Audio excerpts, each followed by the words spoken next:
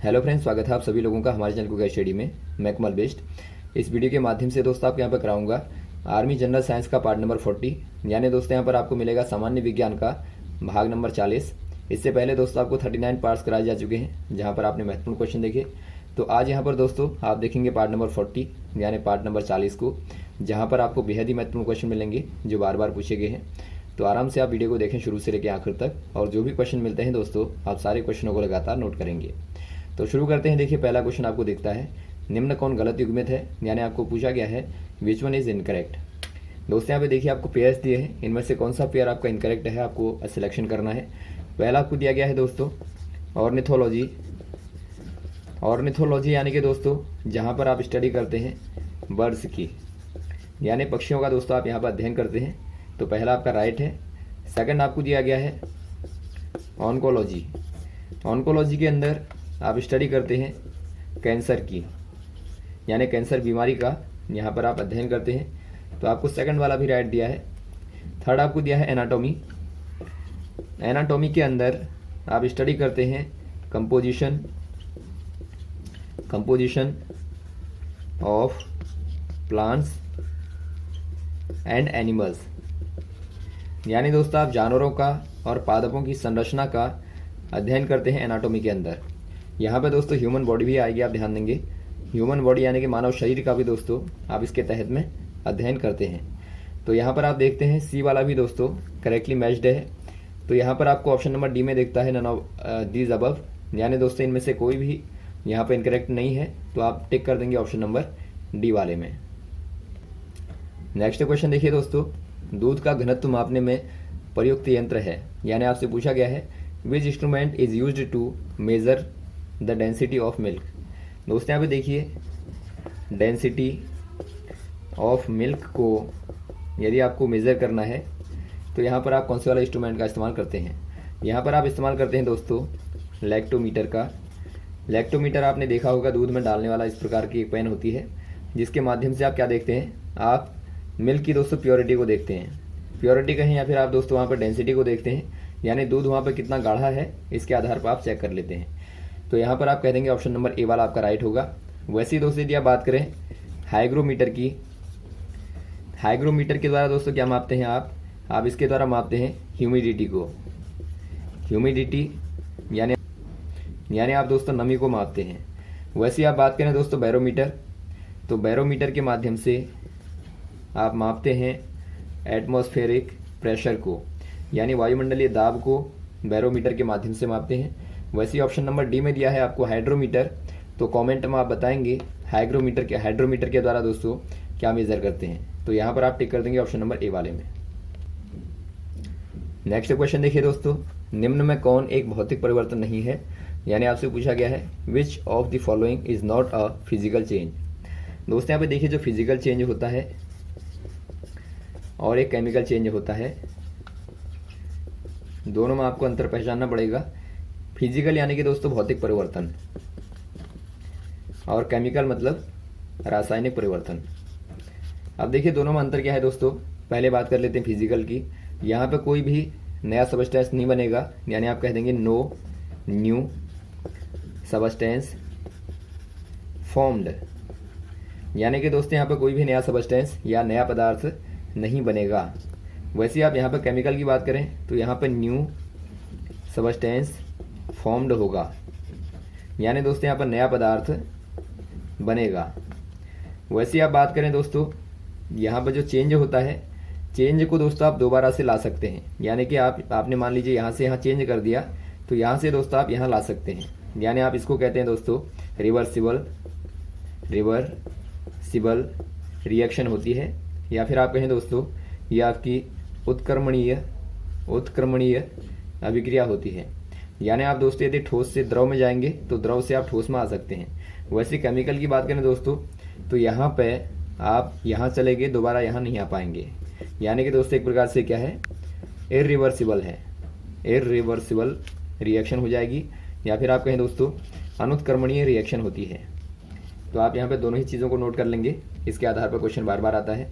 तो यहाँ पर आप देखिए दोस्तों, इनके आधार पर आप चेक कीजिए कौन सा वाला फिजिकल नहीं है। पहला आपको दिया गया है वाटर से वेपर। यदि आप दोस्तों वाटर से गर्म करने के बाद वेपर बनाते हैं। तो यहाँ पे दोस्तों क्या है, आप वेपर को दोबारा से वाटर बना सकते हैं, क्योंकि आप देखते हैं ये दोनों ही दोस्तों क्या है, एक प्रकार से वाटर ही है या फिर आपके लिक्विड ही है। केवल आप दोस्तों यहाँ पे टेम्परेचर को चेंज करने के बाद में यहाँ पर बदल देते हैं, यानी ये आपका फिजिकल चेंज होगा। सेकंड आपको दिखता है दोस्तों आइस का मल्ट होना।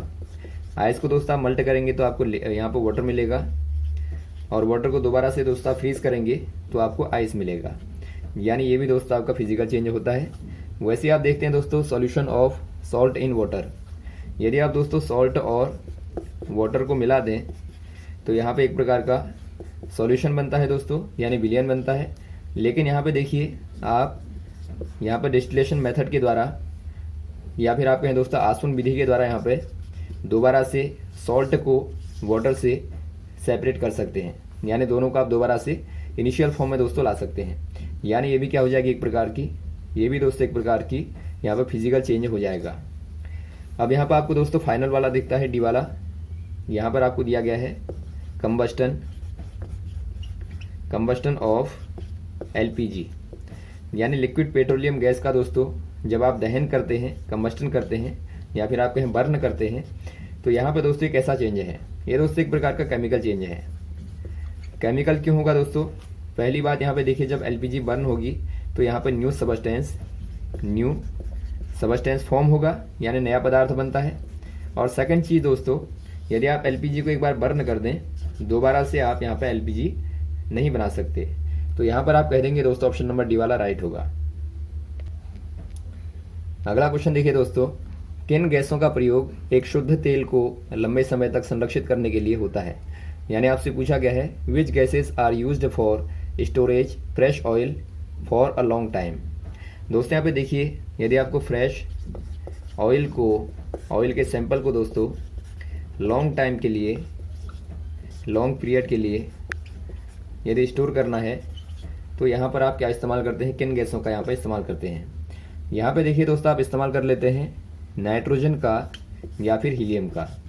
ये दोनों ही गैसें दोस्तों यदि आप देखें स्टैंडर्ड टेम्परेचर पे, यानी कि तापमान पे और प्रेशर पे, यानी आप मानक तापमान और दाब पे देखें दोस्तों, तो ये दोनों ही रिएक्शनें क्या होती हैं, नॉन रिएक्टिव होती हैं, यानी रिएक्शन नहीं करती हैं।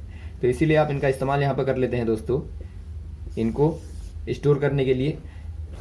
यानी ये क्या करते हैं दोस्तों, ऑयलों को रेंसिडिटी से बचाते हैं, यानी दोस्तों एक प्रकार से आप कह सकते हैं उपचयित होने से बचा लेते हैं।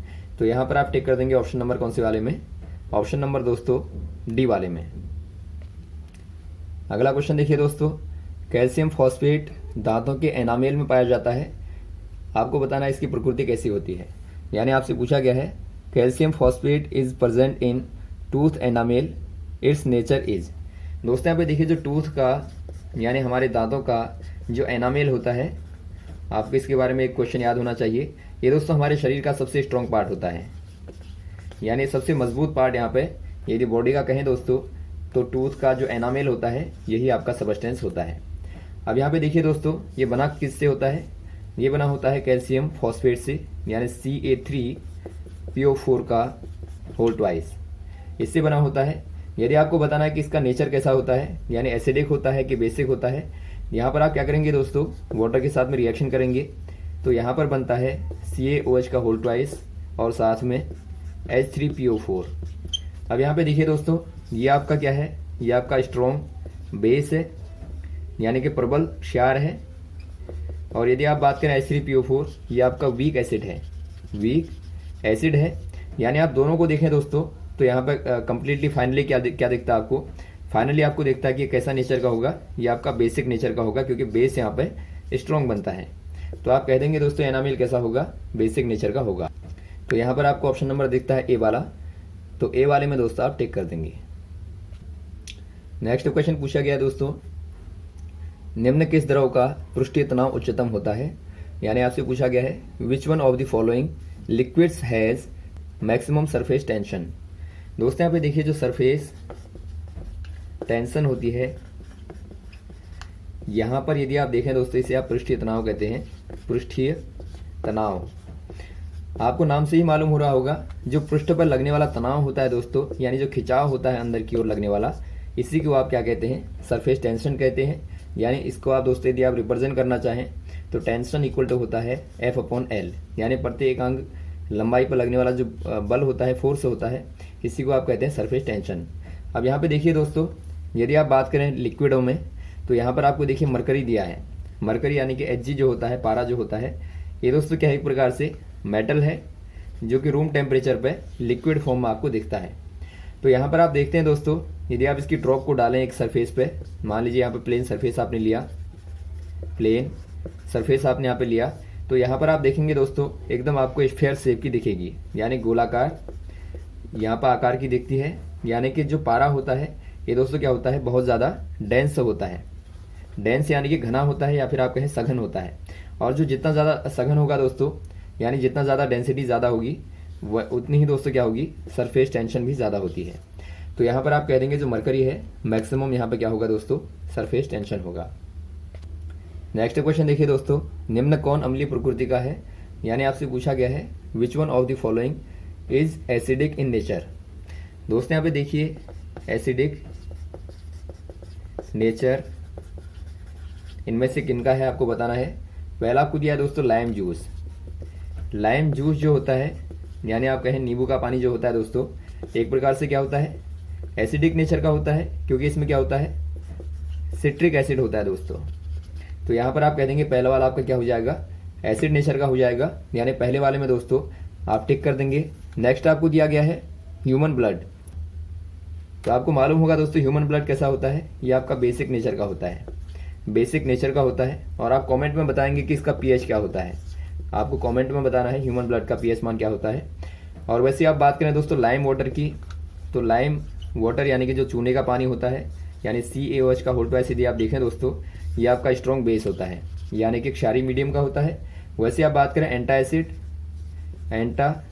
एसिड, ये क्या होते हैं दोस्तों, जो एंटा एसिड होते हैं एक प्रकार से ये आपके बेसिक नेचर के होते हैं, यानी अम्लों को दोस्तों जो दूर करने वाले होते हैं, या फिर आप कहें जो एसिड को न्यूट्रल करते हैं, उनको आप एंटा एसिड कहते हैं। यानी इनका नेचर कैसा होगा दोस्तों, बेसिक नेचर होता है, यानी क्षारीय या फिर आप कहें एल्कलाइन मीडियम होता है।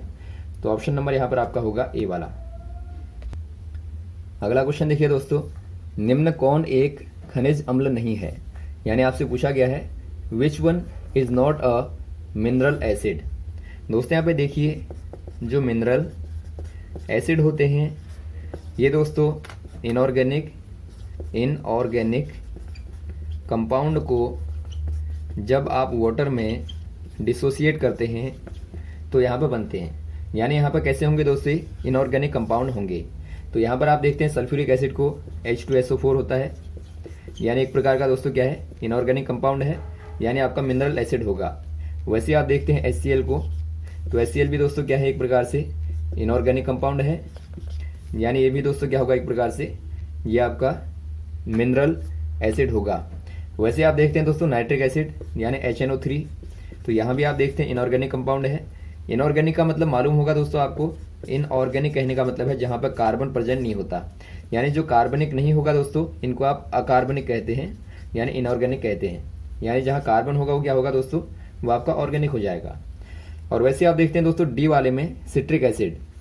आपको मालूम होगा दोस्तों जो सिट्रिक एसिड होता है, सिट्रिक एसिड दोस्तों एक प्रकार का ऑर्गेनिक कंपाउंड होता है, या फिर आप कहें दोस्तों ऑर्गेनिक एसिड होता है, क्योंकि आप यदि फॉर्मूला देखेंगे सिट्रिक एसिड का, तो ये दोस्तों यहाँ पर होता है C6H8O7। तो यहाँ पर आप देखते हैं कार्बन प्रेजेंट है, तो ये दोस्तों आपका एक प्रकार का ऑर्गेनिक कंपाउंड है। तो ऑप्शन नंबर यहाँ पर आप टिक कर देंगे डी वाले में। नेक्स्ट क्वेश्चन देखिए दोस्तों, सामान्यतः कौन सा गुण धातुओं में नहीं दिखता है, यानी आपसे पूछा गया है generally which property not shown by metals. यदि आप बात करें दोस्तों मेटल्स की यानी धातुओं की, तो धातुओं की क्या खासियत होती है दोस्तों, इनमें यहाँ पे देखिए कंडक्शन प्रॉपर्टी होती है, यानी इलेक्ट्रिकल कंडक्शन करते हैं, या फिर आप कहें दोस्तों वैद्युत चालन करते हैं। वैसे आप यहाँ पे देखते हैं सोनोरस। सोनोरस क्या होता है दोस्तों, ये आपका यहाँ पे होता है जो वस्तुओं में जब आप धातुओं को मारते हैं तो उनसे एक साउंड निकलती है, यानी ध्वनि निकलने का, यानी कि जो ध्वनि निकलने का गुण होता है दोस्तों, इसी को आप सोनोरस कहते हैं। तो यहाँ पे आप देखते हैं धातुओं के अंदर सोनोरस प्रॉपर्टी होती है। वैसे आप बात करें दोस्तों डक्टिलिटी की, यानी तन्यता। तन्यता क्या होती है दोस्तों, यदि आप यहाँ पे एक मेटल को लें और इसको आप एक लॉन्ग वायर के फॉर्म में कन्वर्ट कर दें तो इसी को आप क्या कहते हैं, तन्यता कहते हैं, यानी डक्टिलिटी कहते हैं। तो यहाँ पर आप देखते हैं इसके अंदर ये प्रॉपर्टी भी होती है। आपको दिखता है डी वाला दोस्तों, डलनेस। डलनेस क्या है दोस्तों, डलनेस होती है यहाँ पे एक प्रकार से नीरसता। नीरसता यानी कि जिनके अंदर एक प्रकार से चमक नहीं होती, या फिर आप कहें दोस्तों लस्टरियस प्रॉपर्टी नहीं होती है, आप इनको कहते हैं दोस्तों डलनेस। यानी मेटलों में दोस्तों क्या होती है, यहाँ पर लस्टरियस प्रॉपर्टी होती है, यानी धात्विक चमक होती है, जबकि जो अधातुएं होती हैं, नॉन मेटल होते हैं, उनके अंदर डलनेस होती है, यानी कि नीरसता होती है। तो यहाँ पर डलनेस किसकी प्रॉपर्टी है, यह आपकी दोस्तों नॉन मेटल की है। तो यहाँ पर आप टिक कर देंगे, ऑप्शन नंबर डी वाला राइट होगा। नेक्स्ट क्वेश्चन देखिए दोस्तों, कौन सी धातु न ठंडे जल से क्रिया करती है और न ही गर्म से। यानी आपसे पूछा गया है which metal not react with cold as well as hot water. दोस्तों यहाँ पे देखिए कोल्ड से भी और साथ में हॉट वाटर से भी रिएक्शन जो नहीं करता, कौन सी वाली यहाँ पर मेटल होगा, धातु होगी, आपको बताना है। यहाँ पे देखिए दोस्तों जो सोडियम है या जो पोटेशियम है या जो कैल्शियम है, ये तीनों ही दोस्तों कोल्ड वाटर के साथ में रिएक्शन कर लेती हैं, यानी दो ऑप्शन तो होंगे नहीं। आपका नेक्स्ट है दोस्तों मैग्नीशियम। जो मैग्नीशियम धातु होती है ये हॉट वाटर के साथ में रिएक्शन कर लेती है, यानी ये भी नहीं होगा। तो फोर्थ वाला आपको दिखता है दोस्तों आयरन। जो आयरन होता है, आयरन दोस्तों रिएक्शन करता है स्टीम के साथ में, यानी भाप के साथ दोस्तों ये रिएक्शन करता है, यानी आप कह देंगे हॉट के साथ में और ना ही कोल्ड के साथ में रिएक्शन करता है, वो आपका आयरन होगा। यहाँ पर आप आयरन की रिएक्शन दोस्तों हॉट स्टीम के साथ में कराएंगे तो यहाँ पर आपको मिलता है आयरन का ऑक्साइड और साथ में हाइड्रोजन। तो यहाँ पर आप टिक कर देंगे ऑप्शन नंबर डी वाले में। तो यहाँ तक क्वेश्चन को तैयार करें दोस्तों। यदि आपको वीडियो पसंद आया हो तो आप जरूर लाइक करें, शेयर करें, और नीचे आपको एक आइकन दिखेगा दोस्तों जहाँ पर आपको सुपर थैंक्स का लिखा हुआ दिखेगा। यदि आपको वीडियो पसंद आया हो तो आप जरूर लाइक करें, वहाँ पर टिक करें, ताकि दोस्तों आपका सपोर्ट हमें मिलता रहे। Okay, thanks. जय हिंद, जय भारत।